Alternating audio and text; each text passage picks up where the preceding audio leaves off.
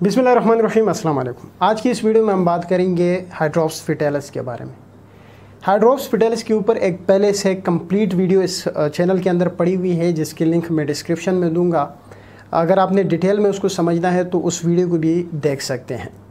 ये जो वीडियो है हाइड्रोप्स फिटेलिस का, इसको बनाने का मकसद ये है कि वो जो पुरानी वीडियो है ना तो उसकी वीडियो क्वालिटी इतनी अच्छी है और ना ही उसकी वॉइस क्वालिटी इतनी अच्छी है, तो मजबूरन मुझे उसी टॉपिक के ऊपर दूसरी वीडियो बनानी पड़ रही है।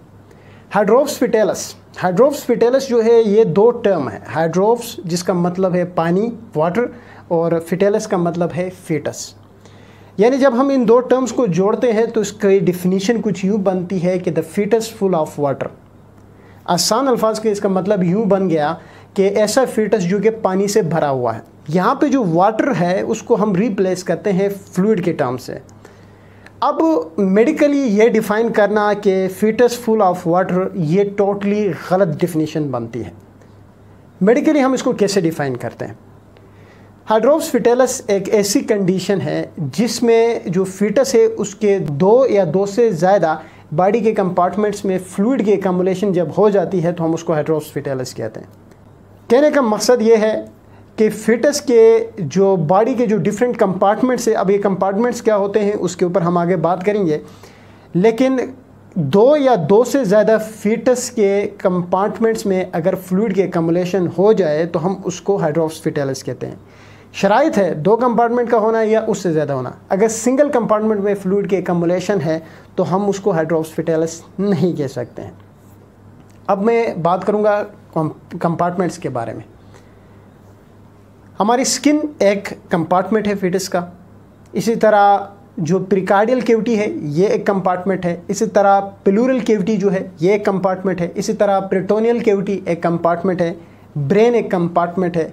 स्काल्प एक कंपार्टमेंट है। तो मकसद ये है कि ये जितने भी मैंने नाम लिए हैं इन कंपार्टमेंट में से दो या दो से ज़्यादा कंपार्टमेंट में फ्लूइड की एक्युमुलेशन होगी तो तब उसको हाइड्रोप्स फिटेलिस कहेंगे।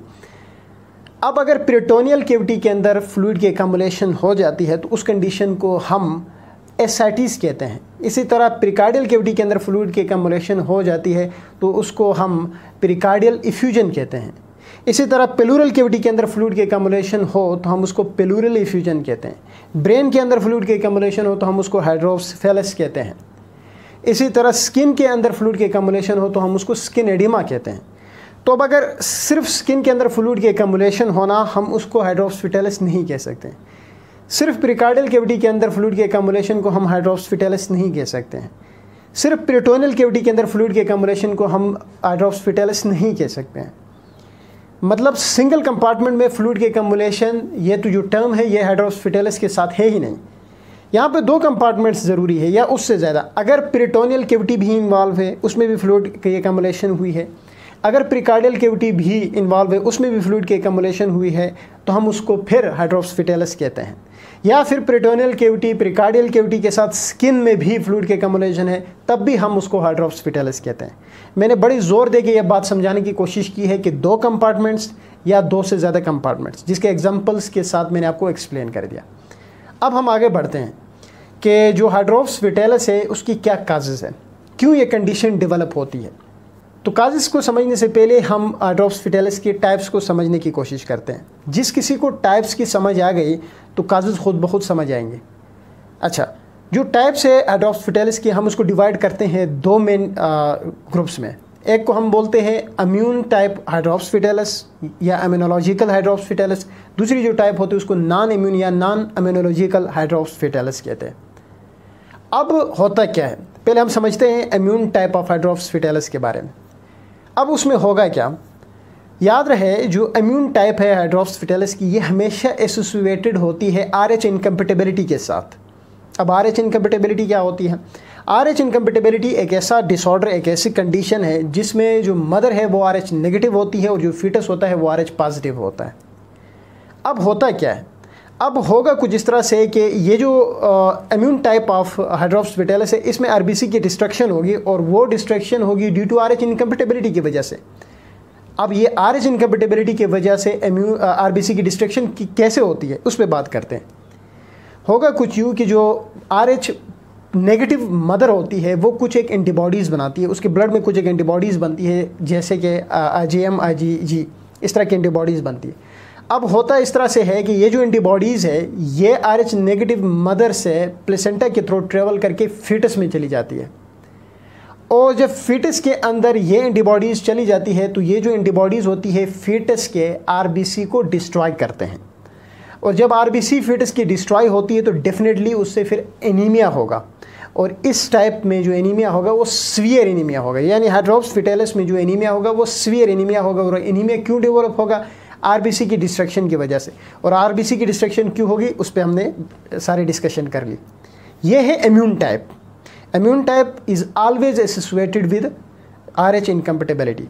अब हम बात करते हैं जो नॉन इम्यून टाइप है हाइड्रोप्स फिटेलिस की, उसमें क्या होता है।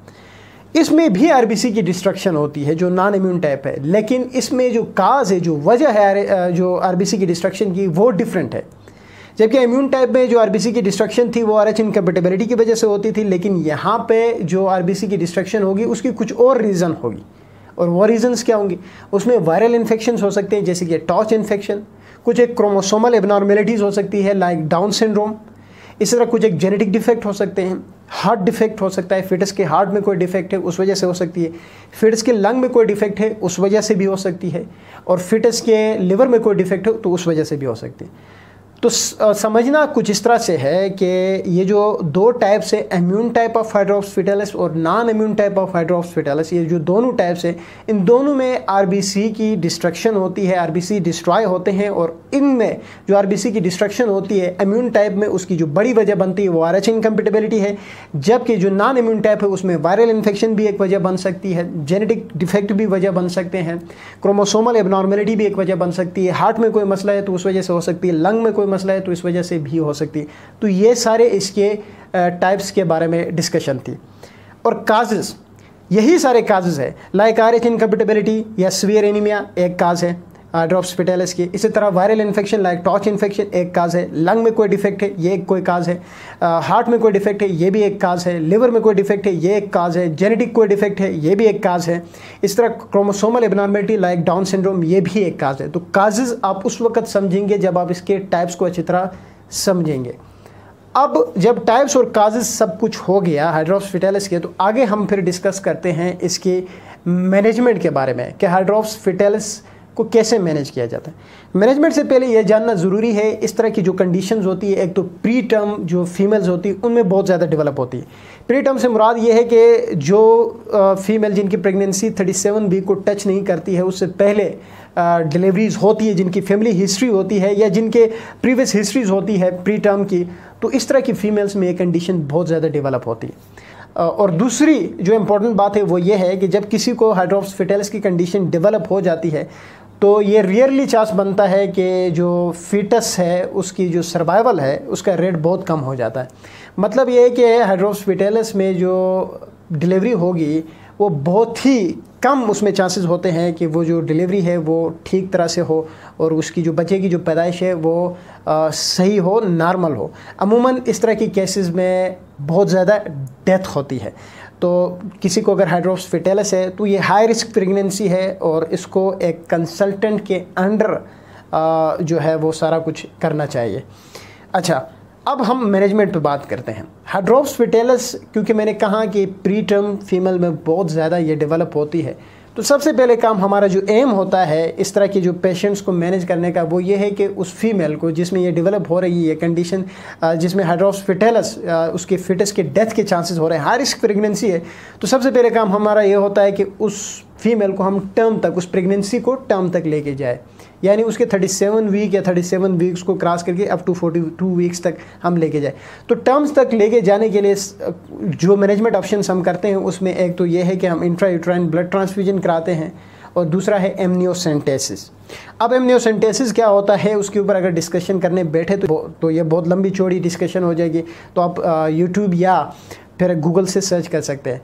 तो मैंने पहली बात ये कही कि टर्म तक लेके जाने के लिए एक तो इंट्रायूट्राइन ब्लड ट्रांसफ्यूजन या दूसरा जो मैनेजमेंट ऑप्शन है वो है एमनियोसेंटेसिस का। ये सबसे पहले काम।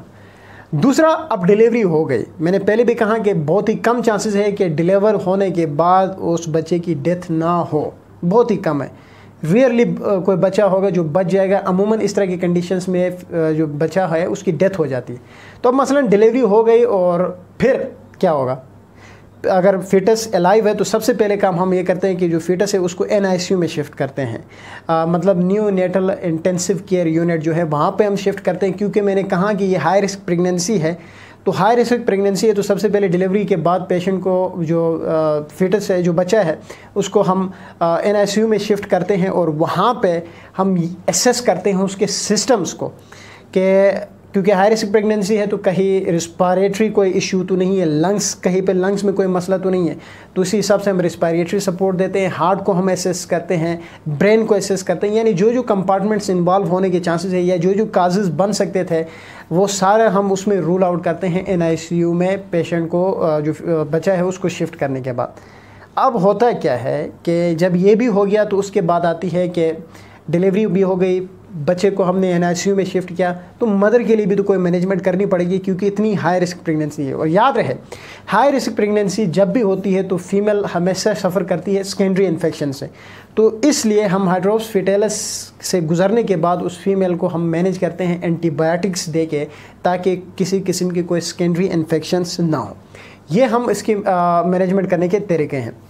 अब हम बात करते हैं कॉम्प्लिकेशंस के बारे में। कॉम्प्लिकेशंस को हम डिवाइड करते हैं मैटरनल कॉम्प्लिकेशन और फीटल कॉम्प्लिकेशन में। फीटल कॉम्प्लिकेशन तो उस वक्त दिखेंगे जब बच्चा अलाइव होगा, लेकिन मैटरनल कॉम्प्लिकेशन कौन कौन सी है? मैटरनल कॉम्प्लिकेशन में सबसे पहले पॉलीहाइड्रोमनियाज है, मतलब ये है कि एमनियोटिक कैविटी के अंदर फ्लूइड की एकम्युलेशन बहुत ज़्यादा हो गई है। ओलिगोहाइड्रोमनियाज है, मतलब एमनियोटिक कैविटी के अंदर फ्लूइड की एकम्युलेशन बहुत कम हो गई है। और जो तीसरी और जो मोस्ट इम्पॉर्टेंट कॉम्प्लिकेशन है वो इंट्रा यूट्राइन डेथ है, क्योंकि इस तरह के, मैंने पहले भी कहा, हाई रिस्क प्रेगनेंसी है तो इस तरह के जो पेशेंट्स होते हैं उनके इंट्रा यूट्राइन डेथ बहुत ज़्यादा कॉमन कॉम्प्लिकेशन है। ये कुछ एक इम्पॉर्टेंट कॉम्प्लिकेशन है और मैटरनल कॉम्प्लिकेशंस है। अब हम बात करते हैं फीटल कॉम्प्लिकेशंस के बारे में। फीटल कॉम्प्लिकेशन जब फीटस सर्वाइव कर रहा है तो उस वक्त बड़ा ध्यान देना होता है, क्योंकि मोस्टली इस तरह की जो फीटस होते हैं, इस तरह की जो बच्चे होते हैं, उनमें रिस्पायरेटरी डिस्ट्रेस जो है वो बहुत ज़्यादा कॉमन है। तो जो इम्पोर्टेंट कॉम्प्लिकेशन है फीटल कॉम्प्लिकेशन में वो है रिस्पायरेटरी डिस्ट्रेस। तो ये सारी बातें थी हाइड्रोप्स फिटेलस के बारे में। उम्मीद है वीडियो आप लोगों को अच्छी लगेगी। Thank you.